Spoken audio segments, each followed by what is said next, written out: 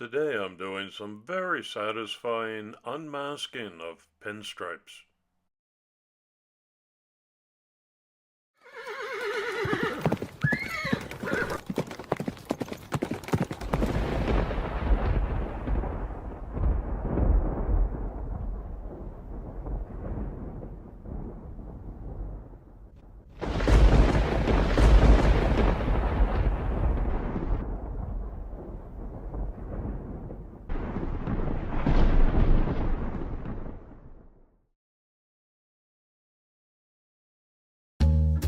Hi everybody, and a warm welcome back to MapleLeaf Customs in Switzerland.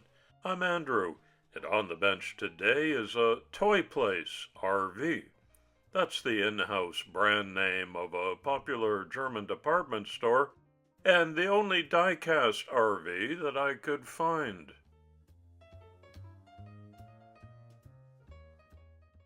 It's a little bigger than what I normally work on, but in this case I'm looking forward to the larger canvas.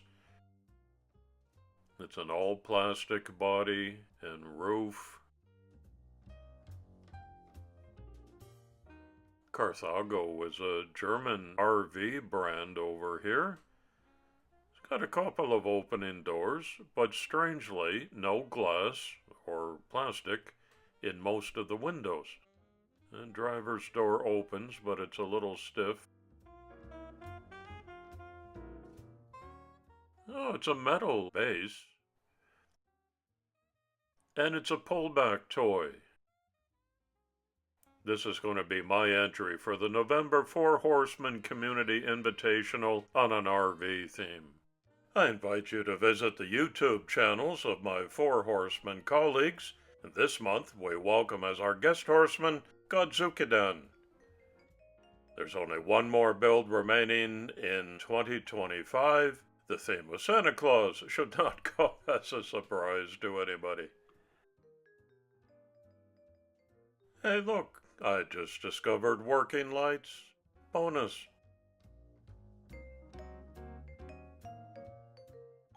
Alright, playtime is over and it's time to start the disassembly process.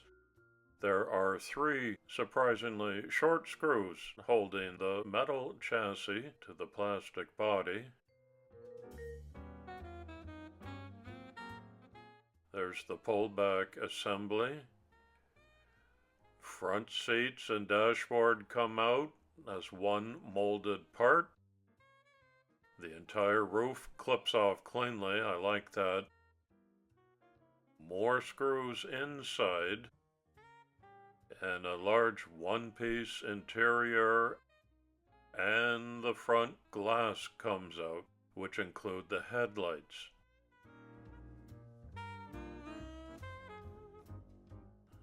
Yeah, look at that.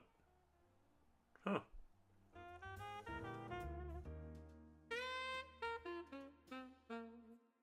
Okay, those are all the parts. I don't see any wheel swaps happening because of the unique size of this casting. So all into one plastic bin for safekeeping. Coming up on MapleLeaf Customs, finishing out 2025 with an AMG GT3, classic Dodge Dart, one more Porsche for this calendar year, and the aforementioned final Four Horsemen build. My last one as part of the team. And as always, a year-end review. Thanks to each of you for another full year of following and supporting my channel. I truly do appreciate it. Now to try to remove the tampos that are in 3 locations. I'm using some fingernail polish remover with limited success. Might even call it a failure. But it doesn't really matter because I'm going to respray this whole thing in primer, and that takes care of what I couldn't remove as well as the pinstripes that were already on there. This is what gives me this enormous big empty page to start coloring on.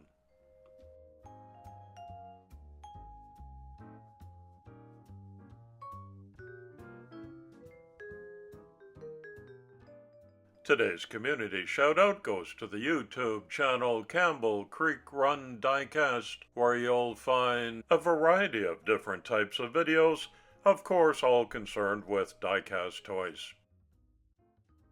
Do you remember this Robin Williams movie? Not an Oscar contender, but it had some funny bits to it.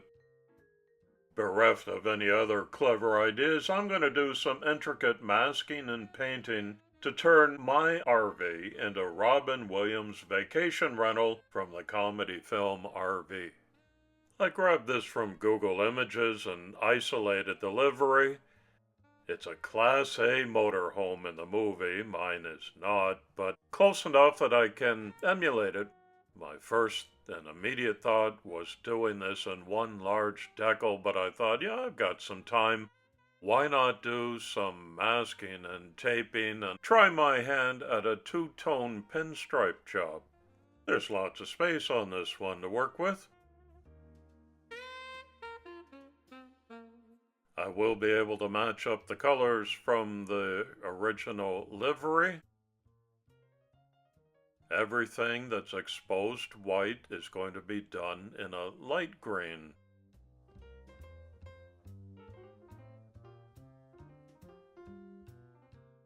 These are some of the new Kaleido Colorworks paints.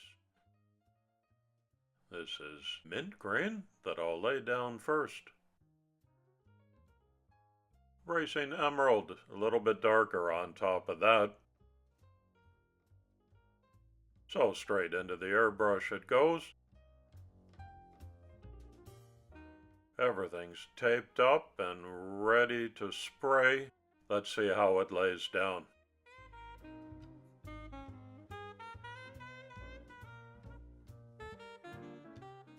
This is a beautiful new product from Kaleido, and right now they're featuring some Black Friday sales. Follow the links that I've left in the description and get some serious discounts that they're offering to my viewers, both on the Gaahleri website and from their Amazon sites.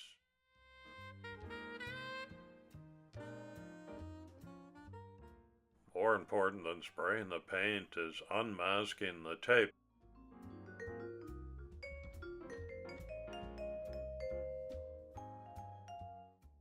Coming off very nicely. If there's any bleed, I can take that off with a toothpick because I clear coated everything before the taping and painting, making some minor repairs that much easier. Phase 1 complete and looking good. Whoa, that's an oddity. Another clear coat goes on before the second masking job. Once again, anything in white is going to get the second color layer, which is dark green, or the racing emerald.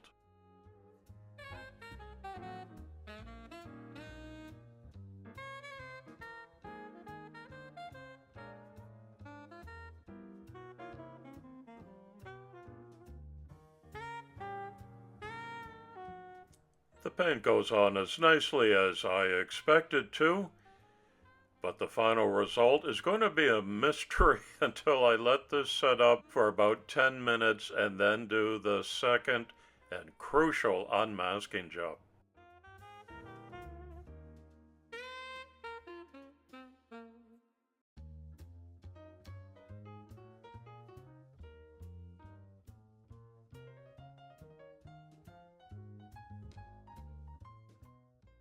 Then here it goes. Wish me luck.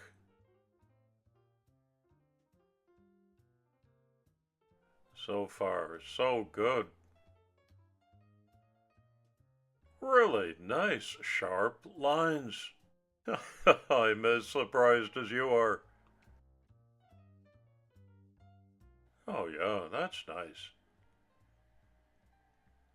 Again, couple of minor little touch-ups.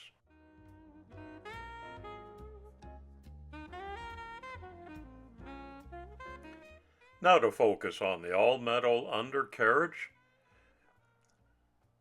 I'm selecting a metallic pen. I think the aluminum will suit the purpose. to highlight the exhaust on this original high gloss black finish that the company provided.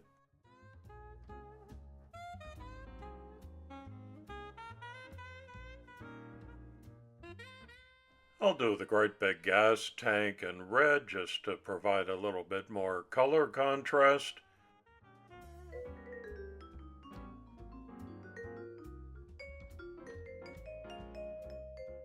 The final phase is the decal work. Again, I got a couple of screen grabs from the movie. Had to do a little bit of cleanup and editing and sharpening on the Irv character. I've measured and sized this out to fit perfectly on the side of my RV. The trick here is to get him smoothed out over all of the raised edges of the doors and the windows. That was done most easily in 2 big pieces instead of 1.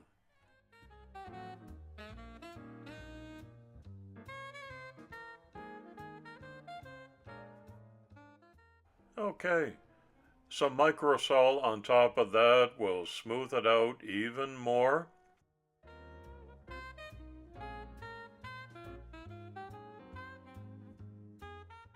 And there's the 1-800 number exactly from the movie with a website. I don't know if that's real or not. Somebody call them up and let me know.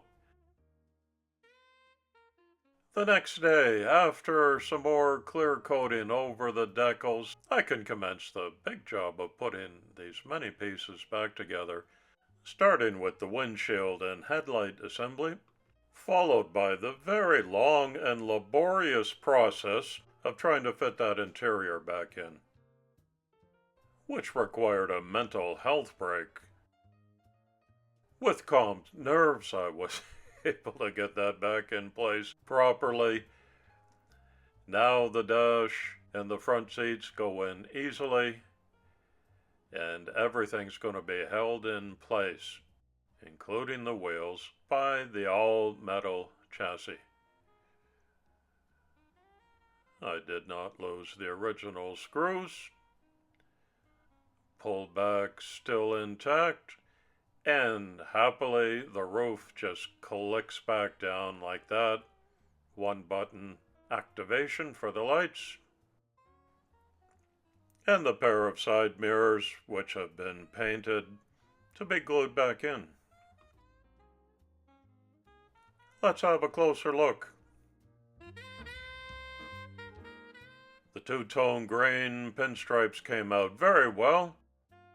You'll see I added some windows that were originally missing. I didn't touch the roof.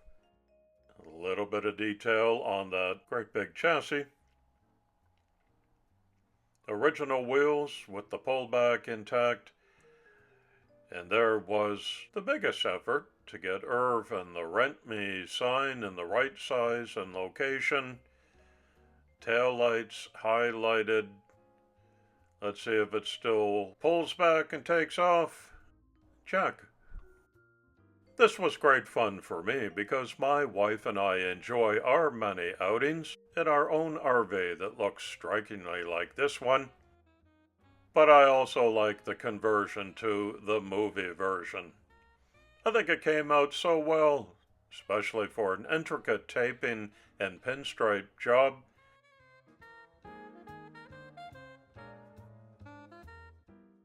As well as the decals that are the real personality of this one, which is intended to be outrageously over the top, audacious and tacky. R.I.P. to Robin Williams. I miss him. Massive thanks to Godzukidan, our guest horseman this month. For all of you that participated as builders, here are a couple of tips we'd like you to follow so that we can include your stuff in a recap video. Next up, North Pole. Thanks so much for visiting here again today. I hope you enjoyed this one and will leave a respectful comment below. It's coffee time.